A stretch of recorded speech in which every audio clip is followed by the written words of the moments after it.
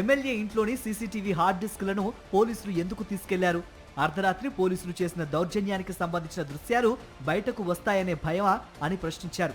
తలుపులు ఎలా బద్దలు కొట్టారో, కుటుంబ సభ్యులను ఎలా భయపెట్టారో, ఎమ్మెల్యేను ఎలా అరెస్టు చేశారో ప్రజలకు తెలియకూడదనే హార్డ్ డిస్క్లను తీసుకెళ్లారా చంద్రబాబు అంటూ తీవ్ర స్థాయిలో మండిపడ్డారు జగన్.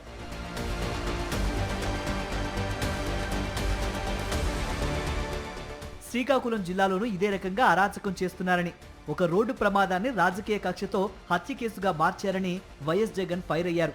మాజీ మంత్రి సీదిరి అప్పలరాజును అరెస్టు చేశారని అన్నారు. ఆయన కుటుంబాన్ని పరామర్శించేందుకు తాను వెళ్లినప్పుడు సంఘీభావంగా లక్షలాదిగా ప్రజలు తరలొచ్చారన్నారు. ఆ ప్రజాస్పందనను చూసి చంద్రబాబు సర్కార్ భయపడిందని, ఆ భయంతోనే ఒక వీడియో క్లిప్ను వక్రీకరించారని ఫైర్ అయ్యారు. చింతాడ రవికుమార్ పై తీవ్రమైన సెక్షన్లతో కేసులు పెట్టారని మండిపడ్డ జగన్ అనేక మంది నాయకులపై అక్రమ కేసులు నమోదు చేశారని దుయ్యబట్టారు. నాయకులు ప్రజల మధ్యకు వెళ్తే కేసులు, ప్రజలు నాయకులను కలిస్తే కేసులు, ప్రభుత్వాన్ని ప్రశ్నిస్తే కేసులు, ప్రతిపక్షానికి మద్దతు పలికితే కేసులు. ఇది ప్రజాస్వామ్యమా లేక పోలీసు రాజ్యమా లేక జంగిల్ రాజ్యమా అని చంద్రబాబు సర్కార్ను సూటిగా ప్రశ్నించారు వైఎస్ జగన్. గుంటూరు ఈస్ట్ మాజీ ఎమ్మెల్యే షేక్ మొహమ్మద్ ముస్తఫా, ఆయన కుమారుడిపైన ఇదే రాజకీయ కక్ష సాధింపు కొనసాగుతోందన్నారు జగన్. ఒక వ్యాపార వివాదంలో సంబంధిత వ్యక్తిని, లారీలను పోలీస్ స్టేషన్ కు అప్పగించినప్పటికీ తిరిగి ముస్తఫాపైనే కిడ్నాప్ కేసు పెట్టారని ఫైర్ అయ్యారు. పోలీసులకు అప్పగించిన వ్యక్తిని కిడ్నాప్ చేశారని కేసు పెట్టడం ఎక్కడి న్యాయం అంటూ నిలదీశారు.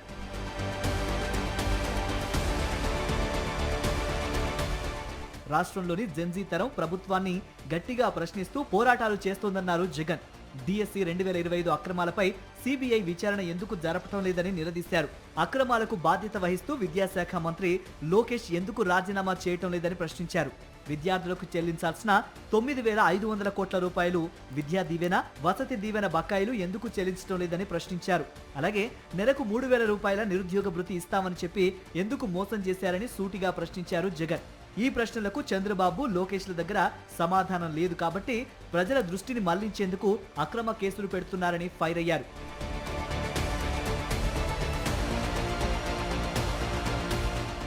అధికారం, పోలీసు బలం శాశ్వతం కాదు అంటూ ఎక్స్ వేదికగా చంద్రబాబును ట్యాగ్ చేశారు వైఎస్ జగన్. అక్రమ కేసులు శాశ్వతం కాదని, ఎన్ని కేసులు పెట్టినా, ఎన్ని అర్ధరాత్రి అరెస్టులు చేసినా, ఎన్ని తలుపులు బద్దలు కొట్టినా వైఎస్ఆర్సీపీ వెనక్కి తగ్గేది లేదన్నారు జగన్.